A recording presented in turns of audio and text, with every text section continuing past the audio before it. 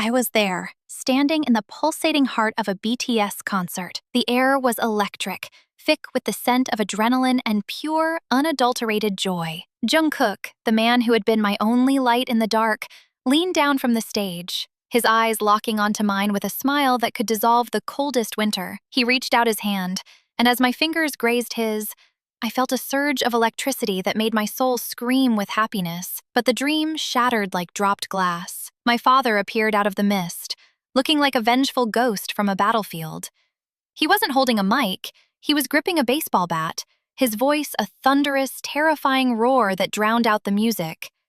"Get home! Now!" One hand was held by my idol, the other snatched by my father's iron grip. Suddenly, a sharp, stinging slap exploded across my face, and the purple ocean faded into a sickening gray. I bolted upright, my lungs burning, my pulse a frantic drum in my ears.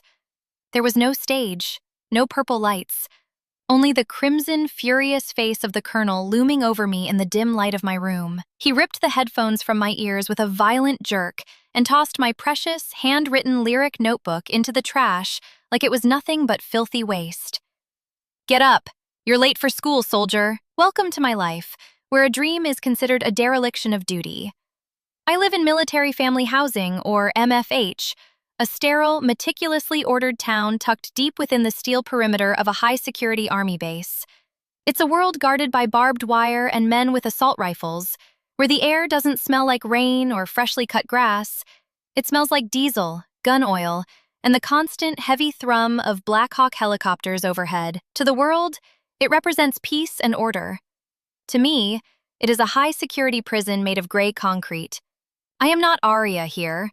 I am Colonel Miller's daughter, a title that carries more weight than my own body. But when the house falls silent, the drafty, oil-stained garage becomes my sanctuary. I dance in the dark, my only guide being the flickering screen of a laptop hidden under a tarp. I practice my vocals in a whisper, trying to drown out the staccato rhythm of live fire drills echoing from the nearby range. One day, I finally summoned the courage to speak my truth. Dinner was silent until I shattered it. "Dad, after graduation, I want to go to South Korea. I'm going to audition to be an idol." The reaction was instantaneous and violent. My father's fist slammed onto the wooden table, making the silverware jump and clatter. "Are you out of your mind? Do you think I raised you just to watch you become a puppet for strangers to stare at? You're a Miller.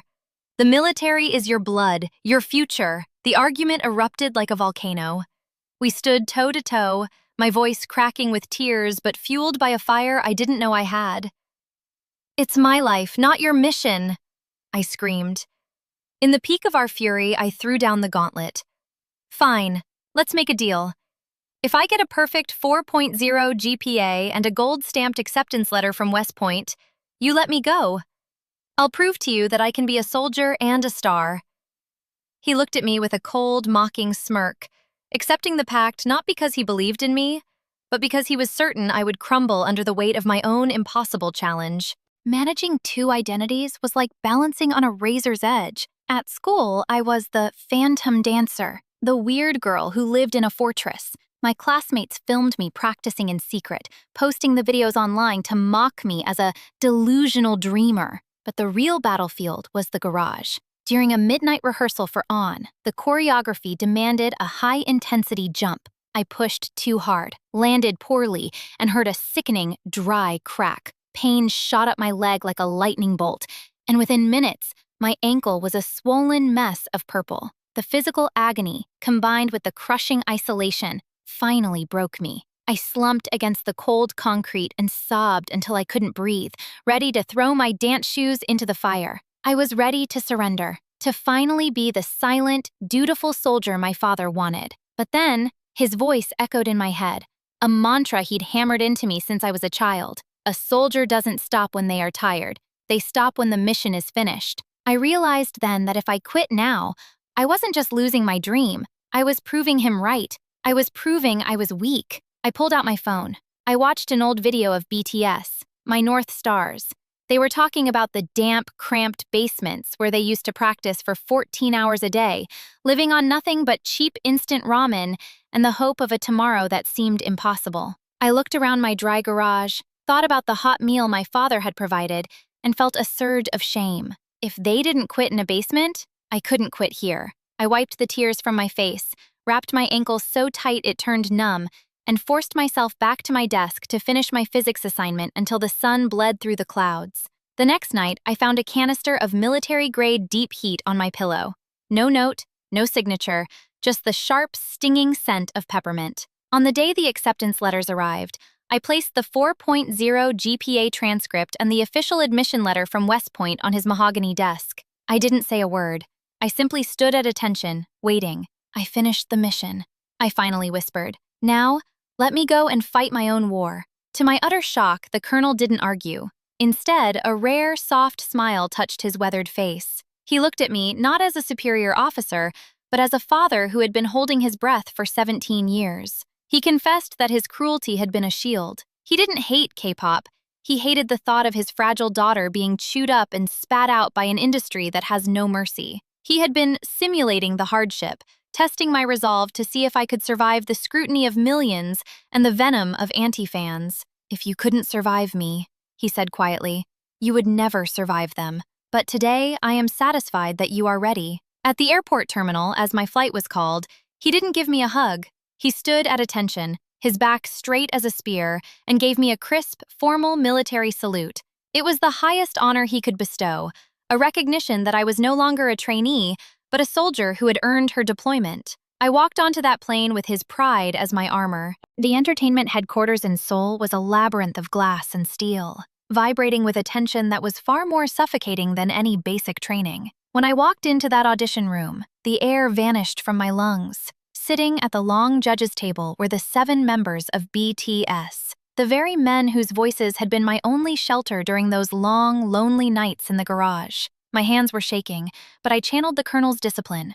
I didn't sing a bubbly pop song. Instead, I performed a piece about the heavy armor we wear to hide our dreams, blending K-pop precision with the sharp, aggressive movements of a military drill. Every stomp of my boots echoed the bass I had left behind.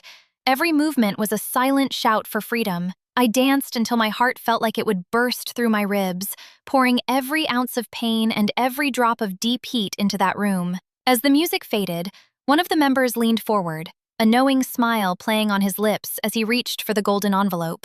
Then, the lights cut to black, leaving my fate hanging in the silence like an unexploded shell.